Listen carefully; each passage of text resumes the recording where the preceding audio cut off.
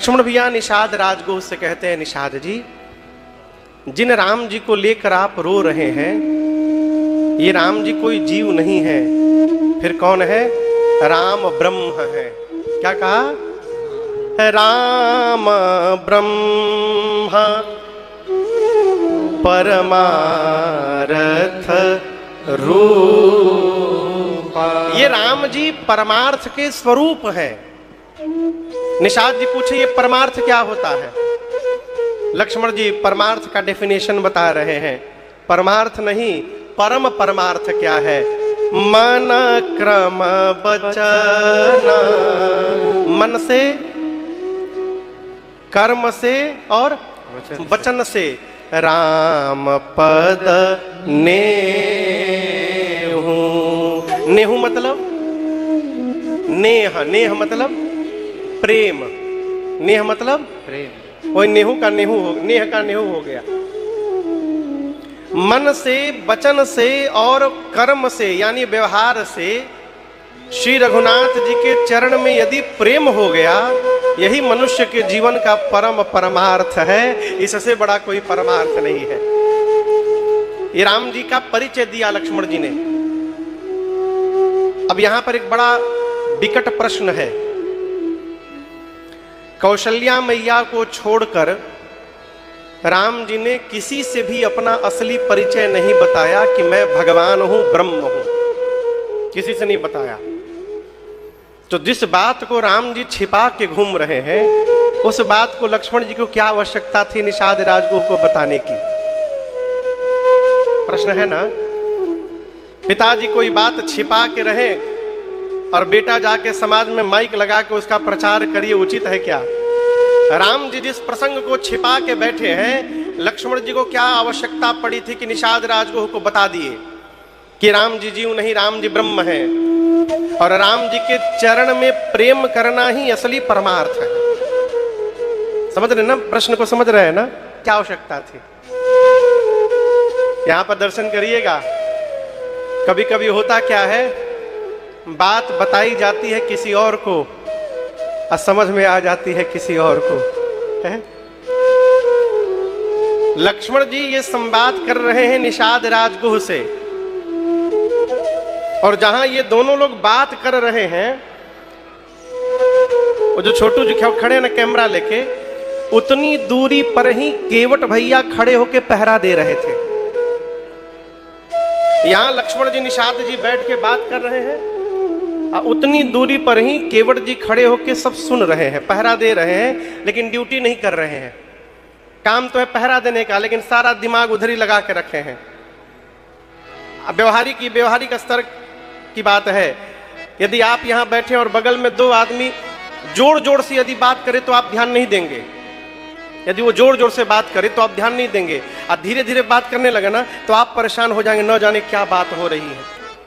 अब आपका पूरा ध्यान उधर ही है, सुनाई नहीं पड़े तो आदमी झुक के सुनता है। उसी प्रकार केवट जी का पूरा ध्यान लक्ष्मण जी और निषाद जी की वार्ता में थी, और इसी बीच में केवट जी ये सुन लिए कि राम जी जीव नहीं है, राम जी क्या है? ब्रह्म है, और इनके चरण में प्रेम करना यही जीवन का असली परमार्थ है। बात बताई गई निषाद जी को, और समझ में आ गई केवट जी को। भगवान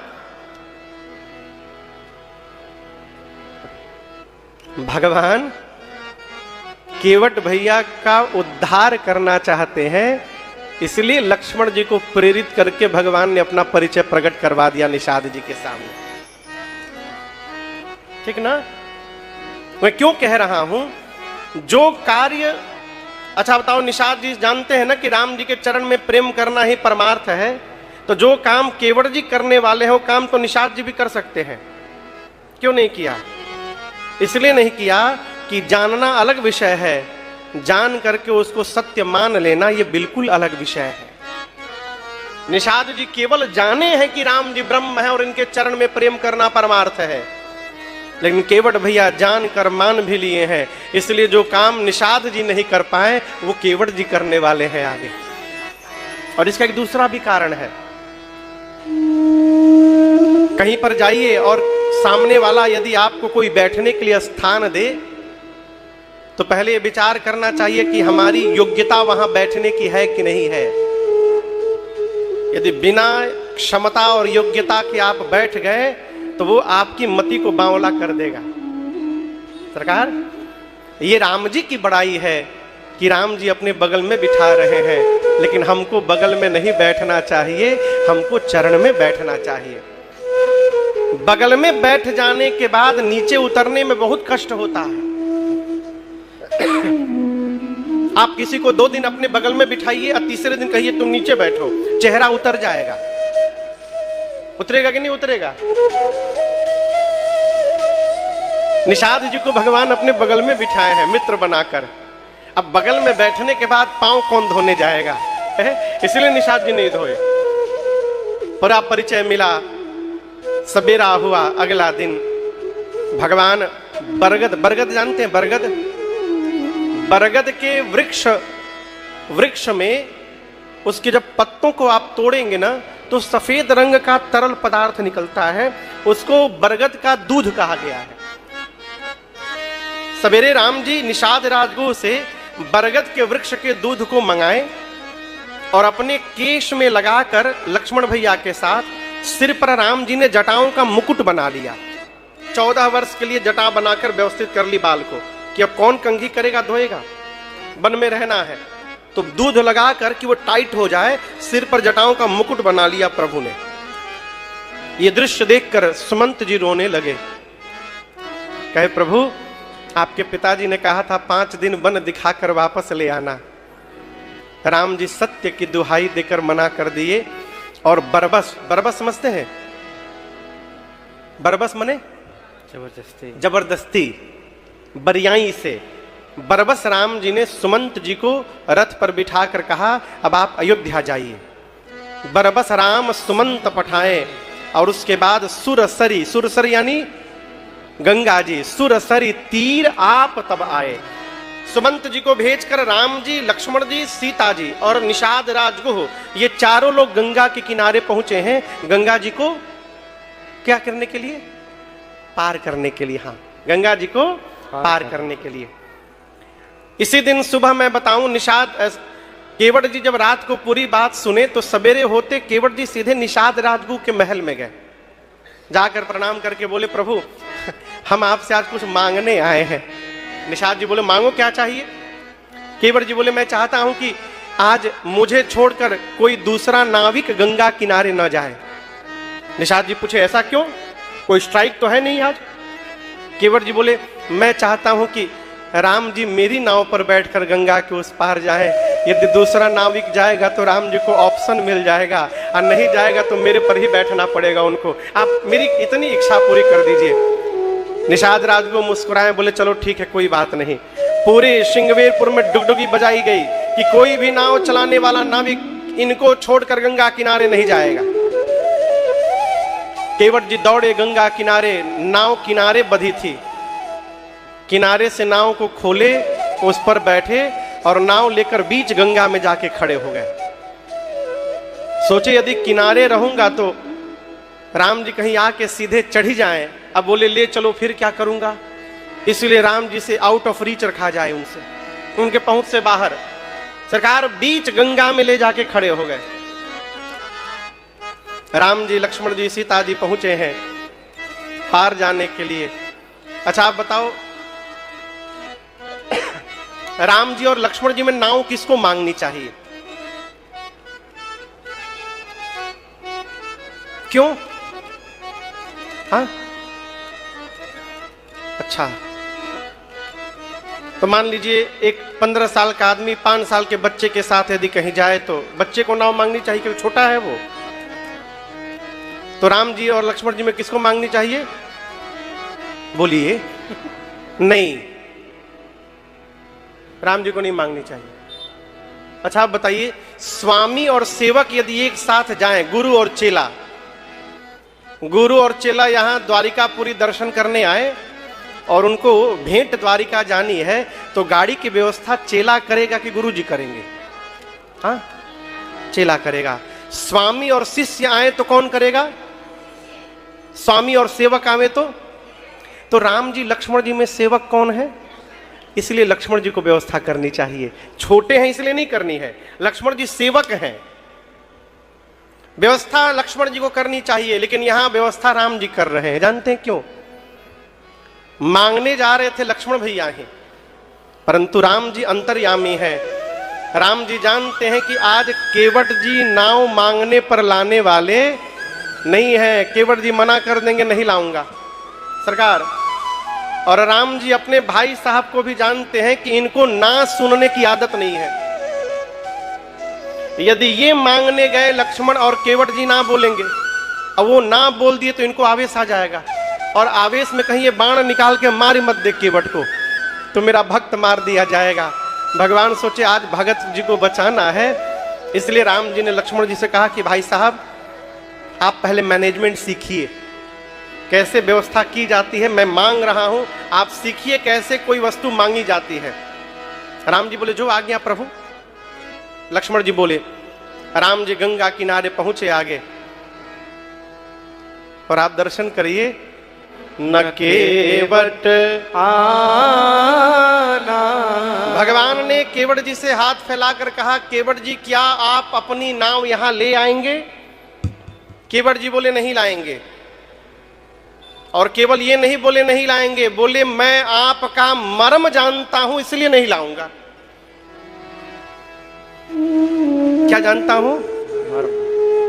किसी भी व्यक्ति के सामने जाकर आप केवल इतना बोल दीजिए कि हमको सब पता चल गया है, हम बता देंगे, हमको सब पता चल गया है आपके बारे में, हम बता देंगे। कोई भी आदमी हो डिस्टर्ब हो जाएगा, न जाने इसको क्या पता चल गया है, क्या बता देगा ये। केवट जी बोले मैं आपका मर्म जानता हूं, मैं नाव नहीं लाऊंगा। लक्ष्मण जी बोले प्रभु जन्म से आपके साथ मैं लगा हूं, आज तक मैं आपका मर्म नहीं जान पाया। आपके मर्म को ब्रह्मा विष्णु महेश भी नहीं जानते, और ये अभी अभी आया मल्लाह कहता है आपका मर्म जान गया हूं। ये कैसे जान गया? राम जी पूछो पहले। राम जी बोले पहले पूछो ये क्या जानता है। लक्ष्मण जी बोले क्या जानते हो, कौन सा मर्म जानते हो? केवट जी बोले मैं जानता हूं ये राम जी कौन है। लक्ष्मण जी बोले क्या जानते हो, कैसे जानते हो? केवट भैया बोले देखिए लक्ष्मण जी, मेरे बाबा नाव चलाते थे, मेरे पिताजी नाव चलाते थे, उनके बाद मैं चला रहा हूं, ये मेरा खानदानी पेशा है। नित्य सैकड़ों लोग आते हैं नाव के लिए, नाव मांगते हैं, परंतु आज जिस प्रकार से आपके भैया ने नाव मांगी है, इस प्रकार से मेरे खानदान में किसी ने नाव नहीं मांगी ऐसे। लक्ष्मण जी बोले इसमें कौन सी बात, आकर सीधे नाव मांगे, कोई अलग दूसरी भाषा में तो बोले नहीं। बोले यही तो बात है, आज तक जो भी आया मुझे आदेश दिया, ऐ केवट नाव यहां लेकर आओ। लेकिन राम जी ऐसे नहीं बोले हैं, राम जी निवेदन किए हैं, केवट जी क्या आप अपनी नाव यहां ले आएंगे? लक्ष्मण जी बोले इसमें अंतर क्या है? केवट जी बोले आदेश अपने सेवक को दिया जाता है, नौकर को दिया जाता है। आप समझ रहे हैं? आप अपने नौकर को आदेश दे रहे हैं, ऐ नाव इधर लाओ। लेकिन निवेदन नौकर से नहीं किया जाता, निवेदन उससे किया जाता है जब हम ये मान लेते हैं कि जिस वस्तु को मांगी जा रही है वो वस्तु सामने वाले की है। जब हमको ये पता चल जाए कि ये सामान आपका है तो हम आपको आदेश नहीं दे सकते देने के लिए, हम आपसे निवेदन करेंगे क्या आप अपनी सामान हमको देंगे? केवट जी बोले लक्ष्मण जी आज तक जो आया वो मुझे नौकर बनाता रहा, पहली बार कोई आया है जो मुझे इस नाव का मालिक बना रहा है। और सामने वाले को मालिक बना देना ये जगत के मालिक को छोड़कर दूसरा कोई नहीं कर सकता है। मैं जानता हूं ये राम जी कौन है। और एक बात बताएं लक्ष्मण जी, ये राम जी ना नदी पार करने नहीं आए हैं। लक्ष्मण जी बोले सवेरे से कुछ खाया नहीं हो क्या, दिमाग घूम गया है तुम्हारा? नदी के किनारे खड़े हैं, नाव मांग रहे हैं, तो क्या करने, गेम खेलने आए हैं? बोले यही तो बात है, ये नदी पार करने नहीं आए हैं। लक्ष्मण जी पूछे फिर क्या करने आए हैं? केवट जी बोले पार करने आए हैं। बोले क्या बोल रहे हो तुम? बोले यही तो बात है, ये वही राम जी हैं जिन्होंने 3 पग के भीतर दो ही पग में 3 लोग 14 भुवन नाप दिया था। जो 2 पग में पूरी सृष्टि नाप सकता है वो इस नदी को पार करने के लिए नाव मांगेगा। आज राम जी इस नदी को पार करने नहीं आए हैं, नाव को माध्यम बनाकर इस केवट को पार करने आए हैं। ये रहस्य मैं जान गया हूं, मैं नाव नहीं लाऊंगा, मना कर दिए, नहीं लाऊंगा। सरकार हमारे मिथिला क्षेत्र में, बिहार में एक बड़े अद्भुत साधक हुए, पूज्य प्रातः स्मरणीय पूज्य श्री बांके बिहारी झां, उनका नाम था बांके बिहारी झां करील। अद्भुत भगत थे भगवान के। उनके लड़के अभी इंडियन एयरफोर्स में है, दिल्ली में रहते हैं। कृष्ण चैतन्य भैया, मेरे से अच्छा परिचय है। तो ये पूज्य बाबूजी की रचना है, उधर की भाषा में है, लेकिन सीधे सीधे शब्द है। एक अंतरा सुना रहा हूं केवल आपको। नियरा जानते, नियरा, नियर पास, अंग्रेजी का ही मान लीजिए नियर। हाँ, उसी अंग्रेजी के नियर से भोजपुरी में गोड़ जानते हैं, गोड़, गोड़, गोड़ यानी पैर, पैर, गोड़ यानी पैर, भोजपुरी शब्द है गोड़, गोड़ लागत यानी महाराज। और धूर यानी उसमें जो धूल लगा है।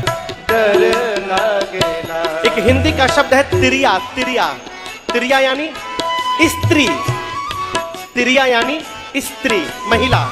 केवट जी कहते हैं मैं सुना हूं आपके बारे में कुछ बात। लक्ष्मण जी बोले खतरा नहीं है, पांव लखवाइए नाव पर, कुछ नहीं होगा। केवट जी बोले ये तो मैं भी जानता हूं, सारे पत्थर स्त्री नहीं बनते, लेकिन आप बताइए कौन सा पत्थर स्त्री बना था, आपको पता है? मैं बता रहा हूं। चलते चलते जिस पत्थर की ओर राम जी ने हाथ से इशारा किया था कि गुरुजी वो कौन सा पत्थर है, वो पत्थर बन गया। यहां किनारे, यहां से लेकर 1 किलोमीटर तक नाव लगी है किनारे घाट पर। ये किनारे वाली नाव नहीं दिखाई दी राम जी को। अब मेरी नाव बीच नदी में खड़ी दिखाई पड़ गई। राम जी ने मेरी नाव को भी हाथ से इशारा करके मांगा है। इसका मतलब इशारा हो गया है। खतरा आज भी मंडरा रहा है। हम इतना बड़ा रिस्क उठाने वाले नहीं है, इसलिए सीधी सीधी बात है, पांव धुलवाइए, उसके बाद आपको नाव पर बिठाकर उस पार लेके जाऊंगा। कहिए प्रभु पांव धो लूं। राम जी चुपचाप खड़े मुस्कुरा रहे हैं। केवट जी कहते प्रभु आप समझ नहीं रहे हैं, हम जो सवेरे घर में भोजन करके आए हैं ना, थाली में जो अन्न का दाना छूटा है जूठ में, उतना ही मेरे घर में अन्न बचा है। अब दोपहर की भी व्यवस्था नहीं है। दिन भर नाव चलाऊंगा और जो मिलेगा पैसा उसी से अन्न लेकर बच्चों के लिए रात में घर जाऊंगा। आप ही सोचिए यदि मेरी नाव स्त्री बन गई प्रभु, हमारा लड़का भूखों मर जाएंगे। और देखिए राम जी, हम आपसे क्लियर कहना चाहते हैं, किसी को कितना भी सताना चाहिए, परंतु किसी की रोजी रोटी के साथ खिलवाड़ नहीं करना चाहिए। ये मेरी नाव रोजी रोटी है प्रभु। गोस्वामी जी ने कवितावली में एक भाव लिखा है, आपको शायद पता है कि नहीं है। पूज्यपाद गोस्वामी तुलसीदास जी ने 12 ग्रंथ लिखे हैं। कितने? 12। 12 ग्रंथावली कहा जाता है उनको। उसी में रामचरितमानस भी है, उसी में श्री हनुमान चालीसा भी है, उसी में विनय पत्रिका भी है, गीतावली है, कवितावली है, दोहावली है, बरवय रामायण है, कहो तुलसी से पार्वती मंगल है। ये सब 12 ग्रंथ हैं। तो रामचरितमानस में जिस प्रसंग को छोटा किया गोस्वामी जी ने, दूसरे ग्रंथों में उसको विस्तार किया है। तो कवितावली में केवट जी का चरित्र है। कवितावली में गोस्वामी तुलसीदास जी कहते हैं, केवट भैया राम जी से बोले, क्या बोले? प्रभु ये क्या आज्ञा है? राम जी कुछ नहीं बोले, भगवान एकदम मौन है। केवट जी बोले, भाई ऐसे पैसेंजर से तो आज तक कभी भेंट ही नहीं हुआ जो एक बार बोलकर चुप्पी साध ले। केवट जी बोले, देखिए यदि धुलाना है कि नहीं धुलाना ये भी स्पष्ट करिए, तो मेरे पास दूसरा रास्ता भी है। लक्ष्मण जी बोले, कौन सा रास्ता है? कवितावली में गोस्वामी जी लिखते हैं, केवट भैया बोले, यही घाट ते थोड़ी के दूर है, कटिलो जल था दिखाई हो जू। नदी के किनारे किनारे आगे चलिए, थोड़ी दूर आगे चलने पर एक जगह ऐसा है जहां मैं जानता हूं वहां केवल कमर भर पानी है। कितना पानी है? नाव की आवश्यकता नहीं, पैदल पार। लक्ष्मण जी बोले, हम कैसे मान ले कमर भर पानी है? केवट जी बोली, डोंट वरी, आगे आगे मैं चलूंगा लाठी लेकर, तब तो आप आइएगा पीछे से। आगे आगे लाठी लेकर मैं चलूंगा, पीछे से आप आइएगा, पैदल पार करा दूंगा, नाव की आवश्यकता ही नहीं पड़ेगी। लक्ष्मण जी बोले, 2 घंटा तुम बर्बाद किए हो यहाँ पर, 2 घंटा पहले बताना चाहिए था ना, चलो वहीं से पार कराओ, अभी ले चलो। बोले रात में 7 बजे। केवट जी बोले अभी लक्ष्मण जी बोले अभी सुबह का 9 बज रहा है, तुम रात में 7 बजे ले जाओगे, क्यों? केवट जी बोले मैं मूर्ख नहीं हूं, अभी मेरी बोहनी भी नहीं भई है सवेरे से, और यदि आप लोगों को वहां से पैदल पार करा दूं और ये बात यदि मार्केट में लीक हो गई कि वहां पर कमर भर पानी है, तो बताइए कौन पैसेंजर हमारी नाव पर बैठने आएगा? सब लोग पैदल पार हो जाएंगे शंभू भैया, इसलिए पैदल पार नहीं होने देना है। हाँ, केवट जी बोले दिन भर वेट करिए, रात में मैं लेट नहीं करूंगा, तुरंत पार करूंगा। लक्ष्मण जी बोले वेट नहीं कर सकते, लेट हो रहा है। केवट जी बोले हम कहां कह रहे हैं वेट करने के लिए, अभी पांव धुलाइए, अभी पार लगा दूंगा। बोलिए धो दूं? लक्ष्मण जी राम जी से बोले भैया क्या बोलना है इसको, जल्दी बोलिए। भगवान बोले चुप, तुम चुप्पे रहो, देखो का बोलत है। केवट जी थोड़ी देर बोलते रहे, बोलिए बोलिए धोल दो, बोलिए धो दो, बोलिए। बोले प्रभु देखिए, हम जो सुने हैं जो स्त्री बनी थी वो उड़ गई थी, गौतम ऋषि के साथ चली गई थी ना अहिल्या जी, वो उड़ गई थी। मेरी नाव भी स्त्री बन के उड़ जाएगी। हम कोई दूसरा काम धंधा जानते नहीं है नाव चलाना छोड़ के, हम लास्ट बार बोल रहे हैं धुलवाना है कि नहीं हमको बताओ। भगवान चुप। केवट जी समझ गए, आपको पार नहीं जाना, आप टाइम पास करने आए हैं। कोई मिला नहीं सुबह से आपको, टाइम पास के लिए हमें मिले थे।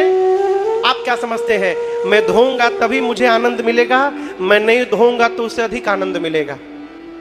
लक्ष्मण जी बोले वो कैसे मिलेगा? केवट जी बोले पांव नहीं धोऊंगा तो नाव पर नहीं चढ़ने दूंगा, नाव पर नहीं चढ़ने दूंगा तो राम जी उस पार नहीं जाएंगे, उस पार नहीं जाएंगे तो यहीं रह जाएंगे, और जब यहीं रह जाएंगे तो नित्य राम जी का दर्शन करता रहूंगा। अब इससे अधिक आनंद और क्या होगा जीवन में? मत धुलवाइए पांव। यदि राम जी आपको पार जाना है, क्या कहा? यदि राम जी आपको पार जाना है तो अब तक मैं कह रहा था मैं आपका पांव धोऊंगा, अब मैं नहीं बोलूंगा। यदि आपको पार जाना है तो अब आपको कहना पड़ेगा कि मेरा पांव धो और हमको गंगा के उस पार पहुंचाओ। फंसाया भगवान को। अच्छा बताइए, कोई भी गुरु जी किसी शिष्य के घर जाकर बोलेंगे हमारा गोड़ धो? कितनी भी श्रद्धा रखने वाला शिष्य क्यों ना हो, गुरु जी बोलेंगे हमारा गोड़ धो, हमारा गोड़, जल्दी गोड़ धो हमारा। केवट जी बोले अब आपको कहना पड़ेगा मेरा पांव धो, तब मैं धोऊंगा, मैं नहीं धोने वाला। इतना बोल के केवट जी बैठ गए। भगवान फिर भी कुछ नहीं बोले। केवट भैया परेशान, आखिर राम जी बोल क्यों नहीं रहे हैं? तब तक मन में एक बात आई उनके, और केवट जी सरकार राम जी के चारों तरफ केवट भैया गोल गोल घूमने लगे। लक्ष्मण जी बोले ये क्या कर रहे हो तुम, परिक्रमा लगाने लगे? बोले परिक्रमा नहीं लगा रहा हूं, असली समस्या अब समझ में आई हमको। लक्ष्मण जी बोले क्या समझ लिए? केवट भैया बोले देखिए राम जी जो कपड़ा पहने हैं ना आज, इस कपड़े में कोई पॉकेट नहीं बना है। अब पॉकेट नहीं बना इसका मतलब राम जी भी ठीक मेरी तरह ही एकदम ठन ठन गोपाल हैं। इनके पास भी कुछ है वो नहीं। अब मैंने अपनी इतनी गरीबी सुना दी कि नाव चलेगी तो घर में भोजन जाएगा, और राम जी के पास देने के लिए कुछ है ही नहीं है। यही बात है, नहीं इसीलिए नहीं बोल रहे थे ना आप, यही मैटर ना, पहले बताना चाहिए आपको ना। राम जी 2 घंटा बर्बाद हो गया आपका। कोई बात नहीं, कोई बात नहीं, पहले जितना बोला हूं राम जी उसको भूल जाइए। अब फिर से बोल रहा हूं,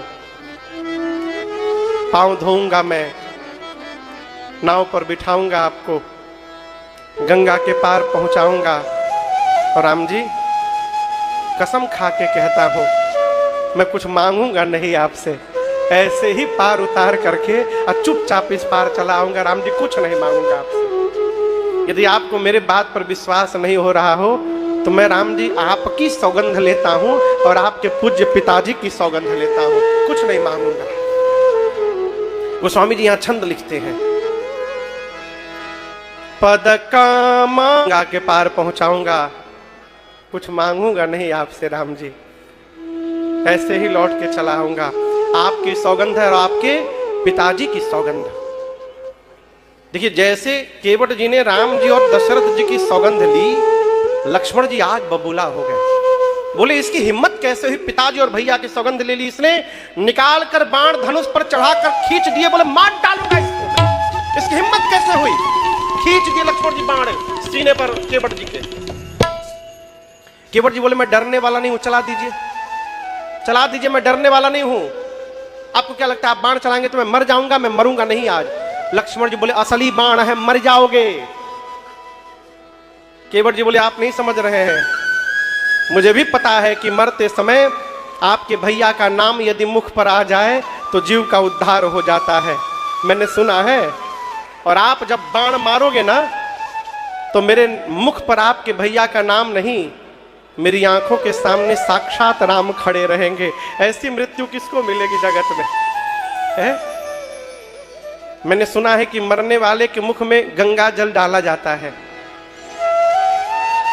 मेरे घर वाले तो यहां है नहीं, लेकिन आप टेंशन मत करिए, आप बाण चलाइए, जैसे बाण लगेगा ना बगले में गंगा जी हैं, और 2-4 बूंद नहीं, मैं गंगे जी में कूद जाऊंगा और तब तक पीऊंगा गंगा जल जब तक मरी ना जाऊं। मैंने सुना है आपके भैया दयालु हैं, कम से कम मेरे अंतिम संस्कार तक तो राम जी रुकेंगे यहाँ पर। आप ही कहिए ना लक्ष्मण जी, एक तरफ गंगा जी रहेंगे और दूसरी तरफ रघुनाथ जी रहेंगे, इन दोनों के बीच में केवट की चिता सजाई जाएगी। ऐसी मृत्यु आज तक किसी को ब्रह्मांड में नहीं मिली होगी। बहुत विलंब न करिए, अभी तुरंत मार दीजिए बाण हमको, अभी मरने को मैं तैयार हूं, मारिए मारिए। लक्ष्मण जी राम जी से धीरे से बोले भैया ये तो बड़ा ज्ञानी है, ये मारने लायक नहीं है। लक्ष्मण जी बाण अपना पीछे रख लिए। केवट जी बोले प्रभु, लक्ष्मण जी बाण दिखा रहे हैं, भले मार दे मैं मर जाऊंगा, परंतु जब तक पांव नहीं धोऊंगा मैं इस नाव पर पांव रखने नहीं दूंगा मैं। राम जी अब तक सुन रहे थे, लेकिन केवट जी ने जैसे ये बात कही ना भगवान बेहस पड़े हैं। सुन केवट के बैन, बैन मतलब बचन, उनकी बोली बात, कैसी बात? प्रेम लपेटे अटपटे बिहसे करुणा चितई जान की लखन तना। लक्ष्मण जी और सीता मैया की ओर देखकर भगवान बेहस पड़े, ठहाका मार के राम जी हंसे। देखिए भगवान क्यों हंसे? केवट जी की अटपटी बात सुनकर। कैसी बात? अटपटी क्या थी? कोई भी व्यक्ति कसम खाता है तो अपनी खाता है और नहीं तो अपने पिता की खाता है, पिता की सौगंध। केवट जी राम जी के प्रेम में इतने पक गए हैं, उनको ध्यान ही नहीं रहा कि हम अपने बाबूजी की कसम खा रहे हैं कि राम जी के बाबूजी की कसम खा रहे हैं। ये अटपटी बात सुनकर भगवान बेहस पड़े। अब किसकी ओर देखे थे राम जी?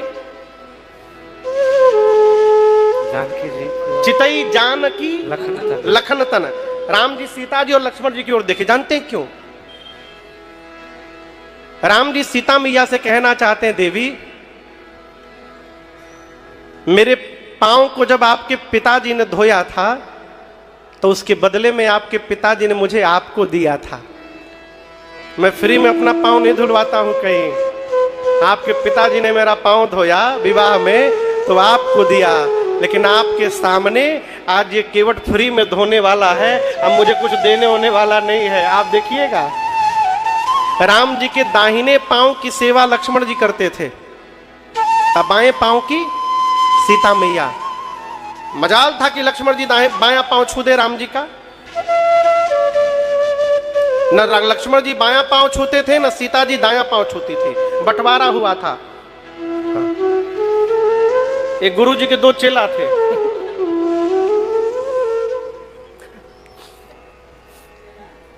दोनों बदमाश।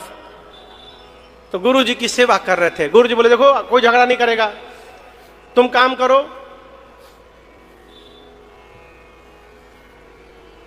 कृष्ण मोहन तुम दाहिना पांव दबाओगे और राम मोहन तुम बायां दबाओगे। दोनों चेला, दोनों का आपस में झगड़ा था। तो जो एक चेला था कृष्ण मोहन, और राम मोहन जिस पांव को दबा रहा था उस पांव में गुरु जी की चिकोटी काट लिया। तो वो बोला अच्छा तुम मेरे वाले पाँव में चिकोटी काटे, अब हम बताते हैं। वो दूसरे पाँव में गुरुजी को मारा, गुरुजी सोए है।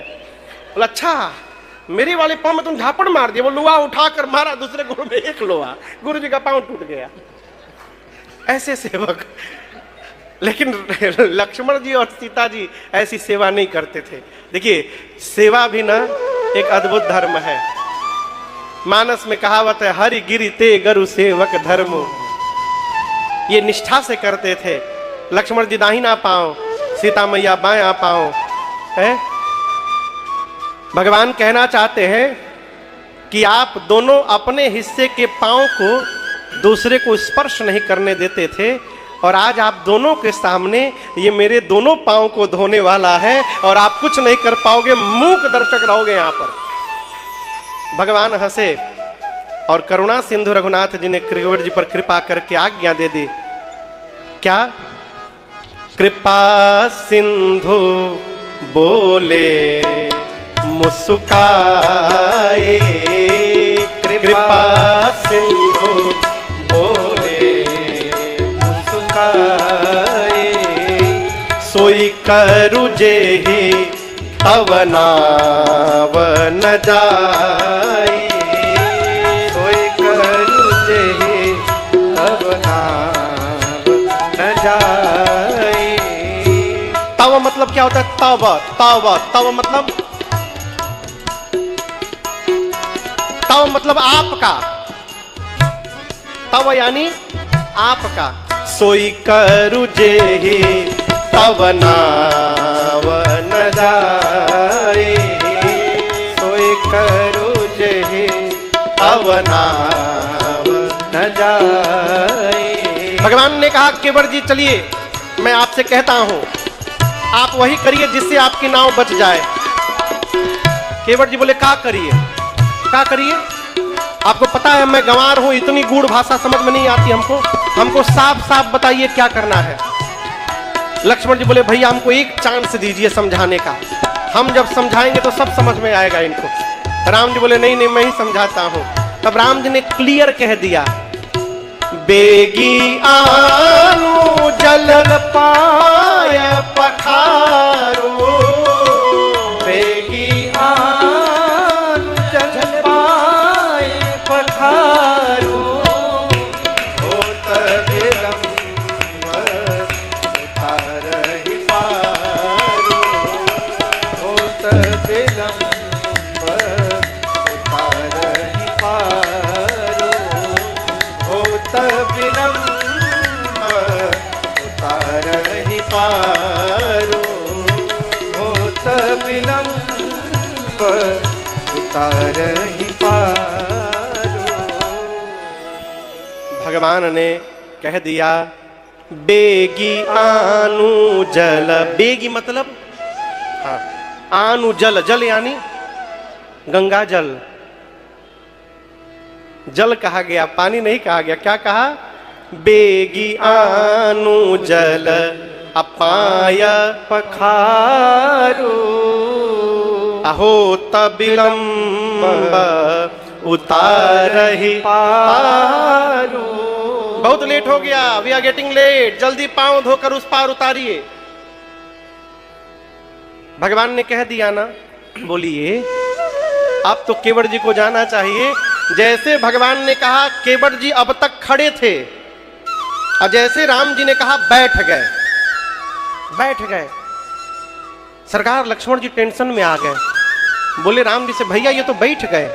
राम जी बोले पूछो क्यों बैठ गए? लक्ष्मण जी बोले भाई साहब धोने के लिए बोल दिए हैं, धोइए ला करके जल। केवट जी बोले धोने के लिए बोले होते तो अब तक धो दिया होता। राम जी पखारने के लिए बोले हैं। लक्ष्मण जी बोले दोनों अलग अलग होता है का? केवट जी बोले यदि एक ही होता तो दो शब्द क्यों बनाया जाता है? बोले हमको भी समझाओ। बोले धोने का मतलब अकेले धो दिया जाए, अब पखारने का मतलब बच्चों को, परिवार को, पत्नी को, सबको बिठा करके और सबके सामने धोने का नाम है पखारना। परिवार तो मेरा घर में, अकेले कैसे पखार दे हम? लक्ष्मण जी राम जी से बोले भैया इतना भारी शब्द क्यों बोल दिए आप? सीधा सीधा शब्द बोले होते धोने के लिए। राम जी बोले मैंने नहीं बोला, यही कह रहे थे कि मोहि पद पदुम पखारन कहूं, यही कह रहे थे पखारने के लिए कहिए कहिए, मैं कह दिया। कभी कभी बनाने में बिगड़ जाते हैं सरकार, इसलिए सबसे बढ़िया जो भाषा आप जानते हैं उसी में बात करिए।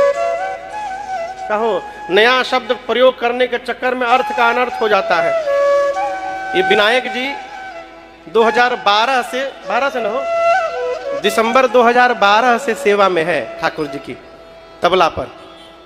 आज लगभग 13 साल हो गए, 25 चल रहा दिसंबर, 13 साल हो गए। इनके पहले 1 साल एक तिवारी जी थे बनारस के, त्रिभुवन तिवारी जी, बड़े अच्छे आदमी, 1 साल थे वो। तो एक बार हम कथा में हम लोग कहीं बैठे थे उड़ीसा में, तो बैठे थे कमरे में, मैं संध्या कर रहा था, तो हमसे बोले महाराज जानते हैं एक बार मैं एक महाराज जी के साथ कथा में तबला बजाता था, तो वो महाराज जी प्रज्ञा चक्षु थे। प्रज्ञा चक्षु समझते हैं? उनके नेत्र आंख नहीं थे, तो साहित्यिक भाषा में उसको प्रज्ञा चक्षु कहते हैं, आनर नहीं कहा जाता है। वो उसको साहित्य में किसी को बुरा ना लगे तो कहते हैं प्रज्ञा चक्षु है। तो उनके नेत्र नहीं थे महाराज जी के, बड़े अच्छे वक्ता थे। तो एक दिन कथा करके गांव में कहीं कथा चल रही थी, कथा करके महाराज जी कमरे में आए, अब तिवारी जी जो तबला बजाते हैं वो महाराज जी का सिर दबा रहे थे पीछे से, ऐसे सिर दबा रहे थे। तब तक गेट खोलकर गांव का एक आदमी कमरे में आ गया। अब महाराज जी को तो दिखाई नहीं दे रहा है, गेट खोलने की आवाज आई, तो बोले तिवारी कौन है? तो तिवारी जी बोले सरकार लगता है कोई आपके भगत है, श्रोता है। बोले बुलाओ बुलाओ बुलाओ।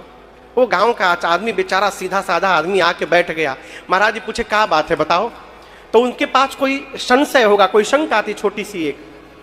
तो सोचे कि इतने बड़े विद्वान के आगे यदि हम गांव की भाषा में बोलेंगे अच्छा नहीं होगा, भारी शब्द का प्रयोग करो। तो बोले महाराज हम एक लघु शंका आपके पास लेकर के आए हैं। अब लघु शंका आप समझ रहे हैं ना सरकार? अरे जैसे बोले कि सरकार हम लघु शंका लेकर के आए हैं, महाराज जी तो उखड़ गए, बोले लघु शंका लेके आए, 3 घंटा कथा बाँचे, हम लघु शंका लेके ही आए हैं। भगा वो आदमी कमरे में से बाहर। तो कभी कभी बनाने के चक्कर में बिगड़ जाता है। केवट जी बोले धोने के लिए बोले होते तो मैं धो देता, राम जी पखारने के लिए बोल दिए हैं। अब दर्शन करिए, केवट जी बैठे हैं, कहते प्रभु आज्ञा मिले तो परिवार को बुलाऊं। राम जी बोले भैया बहुत हो गया, अब एक नहीं सुननी इसकी, बहुत बोल दिया, अकेले जो करना है करो, कहीं नहीं जाना, भैया भेजिएगा मत इसको। अब राम जी को लक्ष्मण जी का भी भाव रखना है और केवट जी का भी भाव रखना है। राम जी केवट जी से बोले, लक्ष्मण जी बिल्कुल सही बोले, इनको कहीं नहीं भेजना है। और केवट जी से राम जी इशारा किया, जैसे आंख से इशारा किए केवट जी भाग गए। लक्ष्मण जी बोले भैया बिना बोले भाग गया। राम जी बोले भाग गया तो हम क्या करें, भाग गया तो भाग गया, कोई ऑप्शन है? चुपचाप वेट करो। यहां पर गोस्वामी जी कवितावली में इस भाव को लिखते हैं, अरे प्रभु रुख पाई के, राम जी की रुख को यानी आंख का इशारा पाकर केवट जी भागे।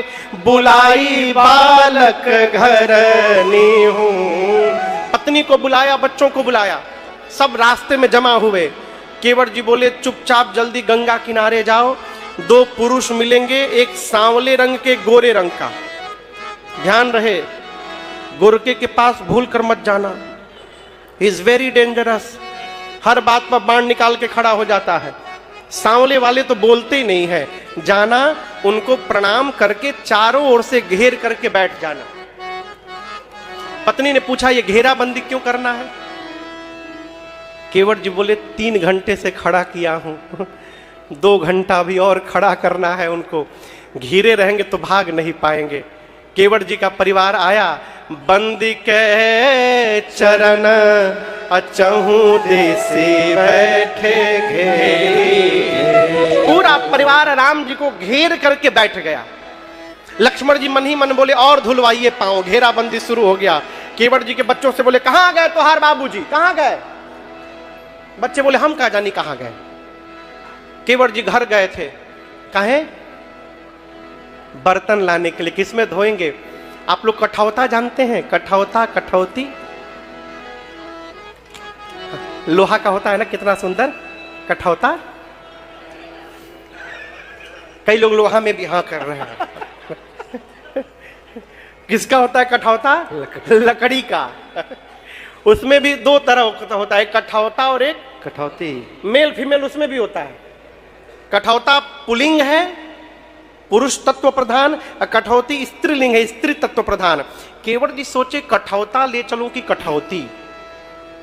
सरकार यदि कठौती ले गया और कहीं जड़ी बूटी का असर हो गया तब तो लड़की बन जाएगा, स्त्री बन जाएगी वो। नहीं नहीं नहीं, कठौता ले चलो, पुल्लिंग है, जड़ी बूटी का प्रभाव भी हुआ तो कहीं लड़का बन गया तो खूब आनंद होगा। एक काम करूंगा, उसके बाद किनारे कार्यालय खोलूंगा मैं अपना, साइन बोर्ड लगा करके, और उसी लड़के से दिन भर नाव चलवाऊंगा और शाम को हिसाब लिया करूंगा। तो छोटा सा कठौता, कितना कठौता? इतना बड़ा कठौता लिए हैं कि उसमें एक ही पांव आए राम जी का। गोस्वामी जी कवितावली में लिखते हैं, अरे छोटो सो कठौता भरी आनी पानी गंगा जू को। छोटा सा कठौता में गंगा जल नहीं लाए हैं, गंगा जी का पानी लाए हैं। अब आप बताइए, गंगा जी का जल होता है, गंगा जी का पानी होता है? जल होता है, गंगा जी का पानी नहीं होता, गंगा जी का जल होता है। केवट जी कहते आनी पानी गंगा जू को।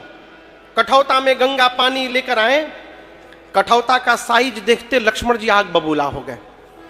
बोले भैया देख रहे हैं, देख रहे हैं, देख रहे हैं, जानबूझ के छोटा लाया है बर्तन, जानबूझ के।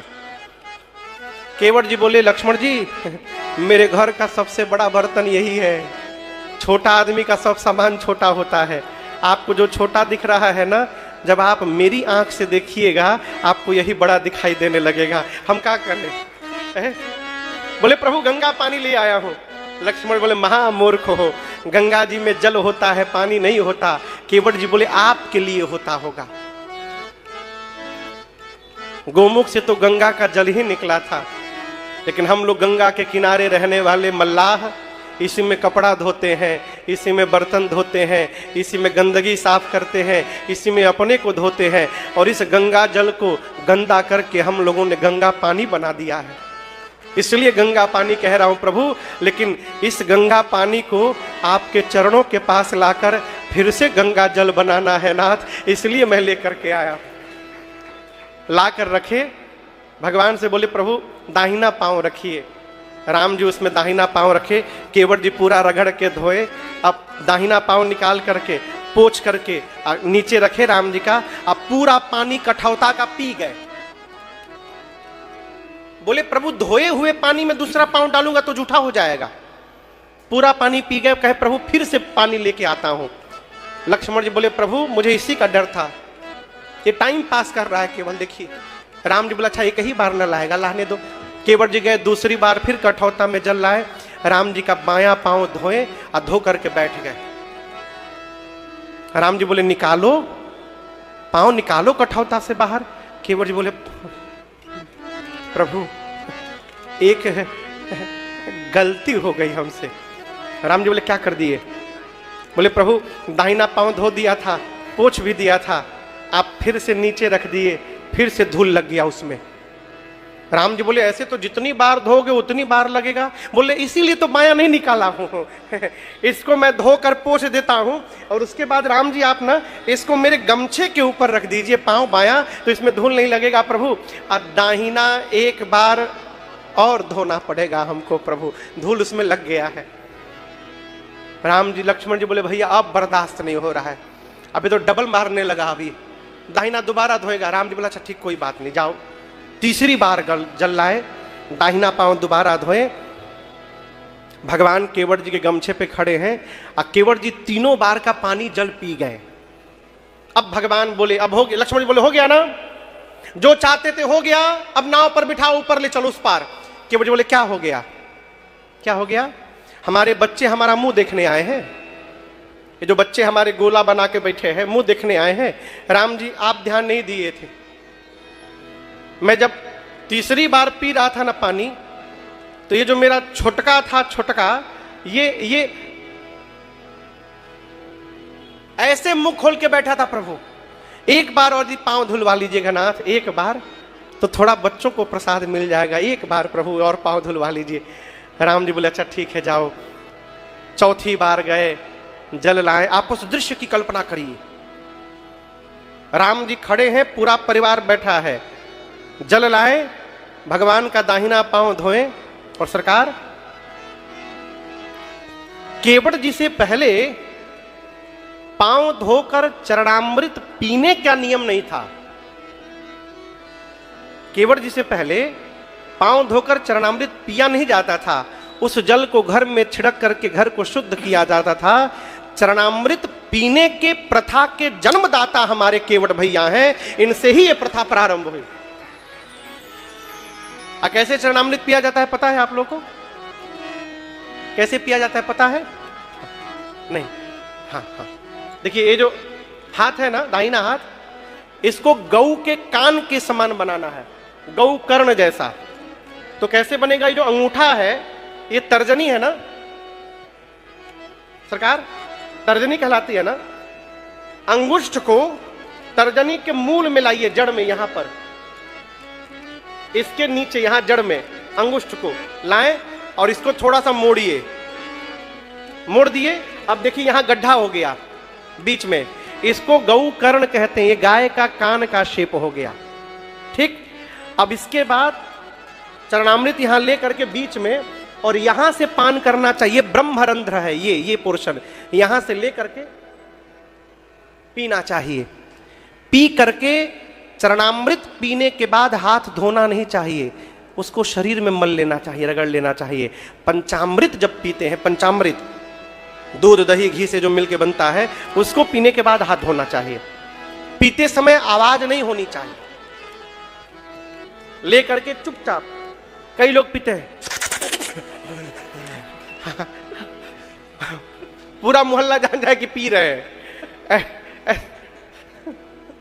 ऐसे नहीं पीना चाहिए, धीरे से पी करके शरीर में उसको पोंछ लेना चाहिए। अब ये नियम किसी को मालूम नहीं है, केवट जी के बच्चों को नहीं मालूम। केवट जी पांव धोए भगवान का, अब बच्चों का मुंह पकड़ के अपने हाथ से खोल रहे हैं सरकार। राम जी से कह प्रभु ये हमारा छोटका है, लो पियो, तुम भी पियो। भगवान को दिखा दिखाकर बच्चों के मुंह में चरणामृत डाले। राम जी बोले कितना चतुर है, पूरे परिवार का उद्धार करा लिया मेरे सामने सामने। पूरे परिवार को सरकार पिलाया केवट भैया ने। अंत में कठौता में थोड़ा सा पानी बच गया था, तो केवट जी उठाए अपने पीने के लिए। लक्ष्मण जी तुम था, रुको रुको, तुम रुको, पहले रुको, तुम याद करो तुम्हारे घर का कोई बचा है, कोई परिवार फैमिली मेंबर तुम्हारा बचा हो, रिश्तेदार बचा हो, याद कर लो पहले, नहीं तो तुम फिर धोओगे। केवट जी बोले सब पूरा परिवार तो यहीं बैठा है, कोई नहीं बचा है। तो लक्ष्मण जी बोला अच्छा ठीक है, ये तुम्हारे लिए बोनस है, इसको तुम पी जाओ। केवट जी पी गए। लक्ष्मण जी बोले हो गया ना, अब हो गया, अब ले चलो। केवट जी बोले गांव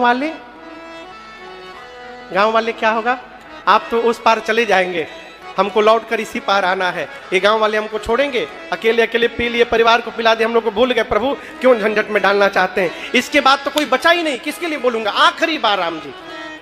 राम जी बोले ठीक है। 5वीं बार गए, जल लाए, पखारे, गांव के एक एक व्यक्ति को केवट भैया ने चरणामृत दिया है, एक एक व्यक्ति को। सरकार 2 घंटा टाइम लगा चरणामृत बांटने में, बांटते बांटते चले गए दूर। जो खेत में खेत जोत रहा है उसको भी पिलाए। 2 घंटा से केवट जी गायब है। लक्ष्मण जी आग बबूला इधर उधर घूम रहे हैं। केवट जी के बच्चों से कहाँ गए तोहार बाबूजी, कहाँ गए? लड़का बोले हम कहाँ जाने, कहाँ गए, हम तो यहीं बैठे हैं आपके सामने। सबको बांट करके झूमते हुए केवट जी नाचते हुए आ रहे हैं। लक्ष्मण जी देखते एकदम बोले नाम नहीं लोगे अब दोबारा तुम धोने का।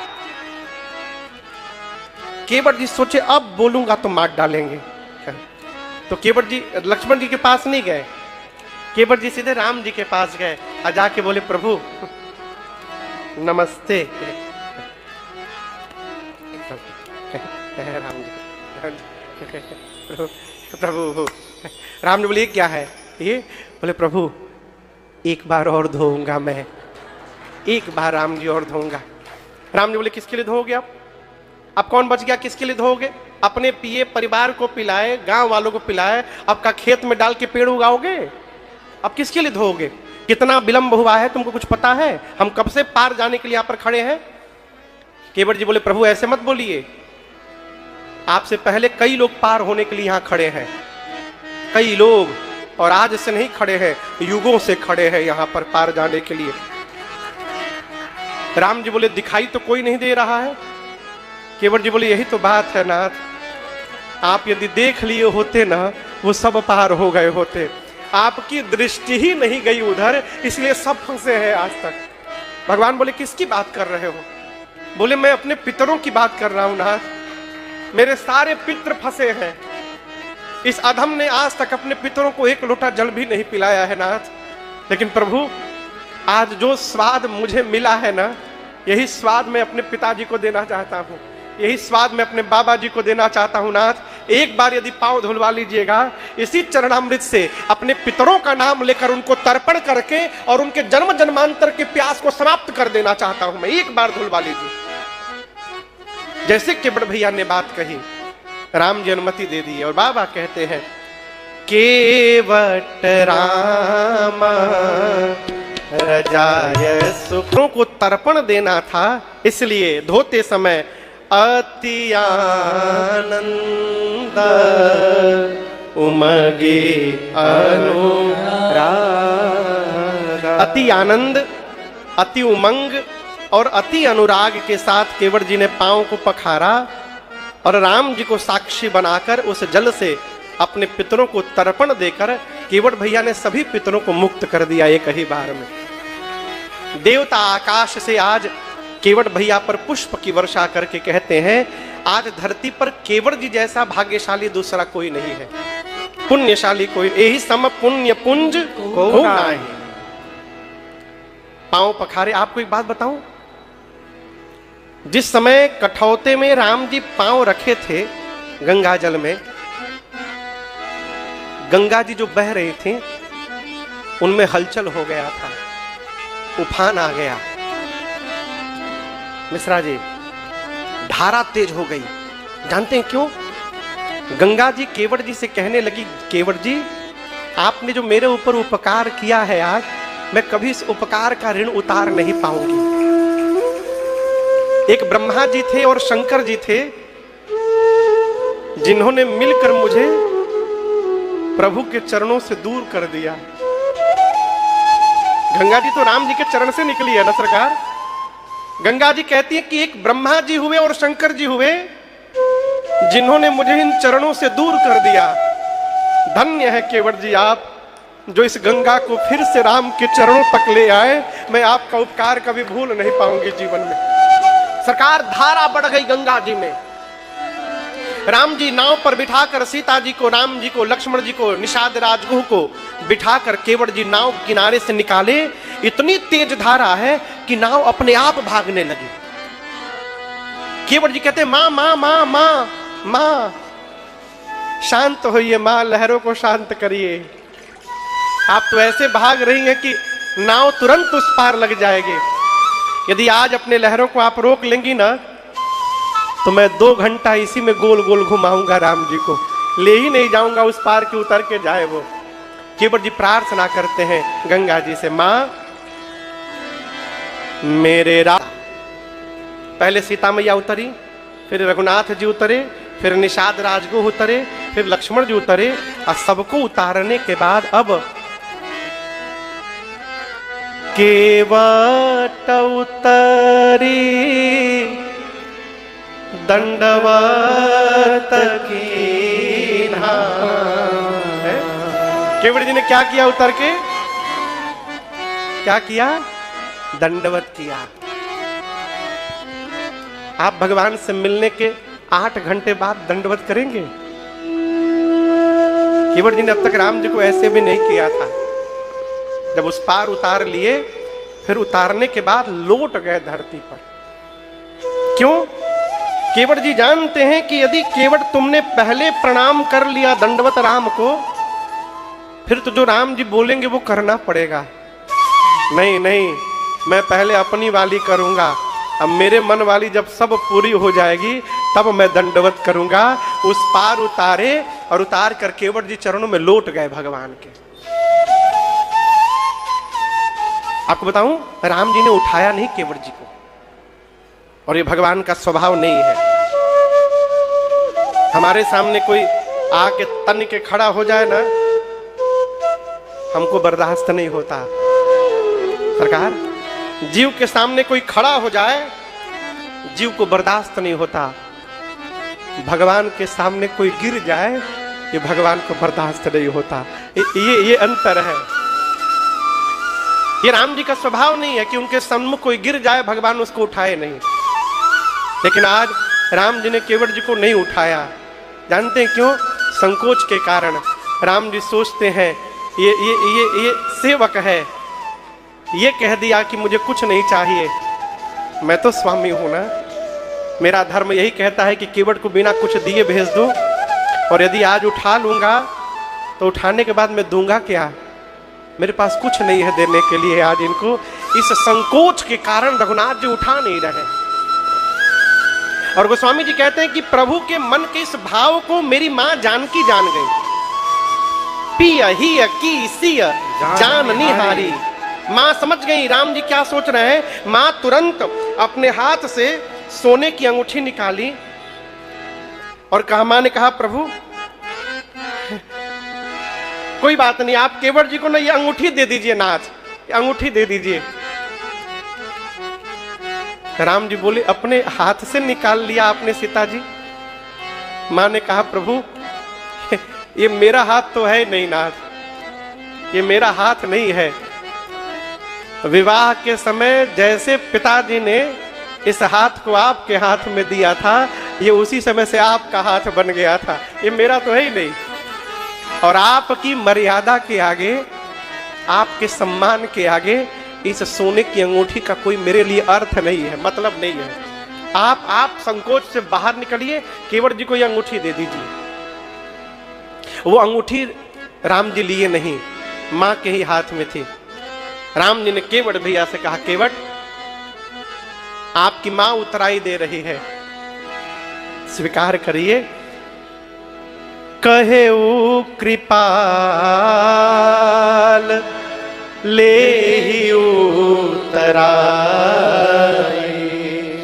कृपालु रघुनाथ जी ने केवट जी से कहा, ले ही उतराई। दे रही है मां, आप इसको लीजिए। केवट जी क्या किए? केवट चरना गहे अकुलाई। गहे मतलब क्या होता है समझते हैं? गहे, गहना। केवट चरण गहे अकुलाई। गहे मतलब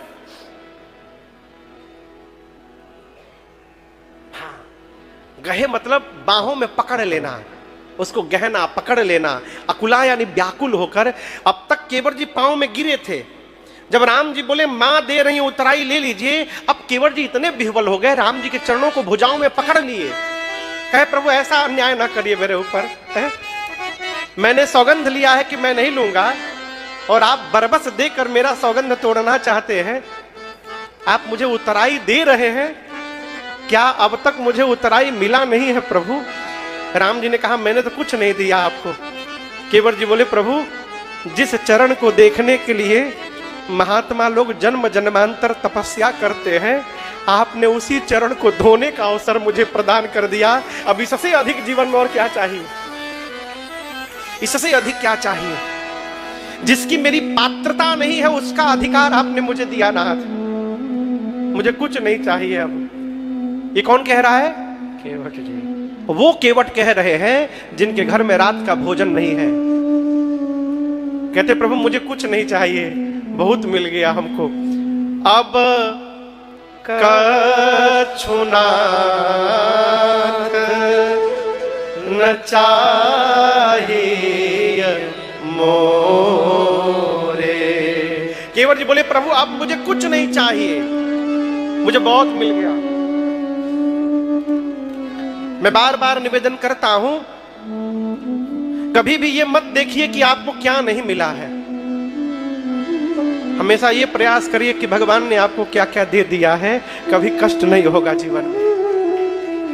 हमारे दुख का सबसे बड़ा कारण है जो मिला सरकार वो दिखाई नहीं पड़ता, और जो मिल नहीं सकता हम उसी का लिस्ट बना के घूम रहे हैं। ये नहीं मिला हमको, ये नहीं मिला, ये नहीं मिला है।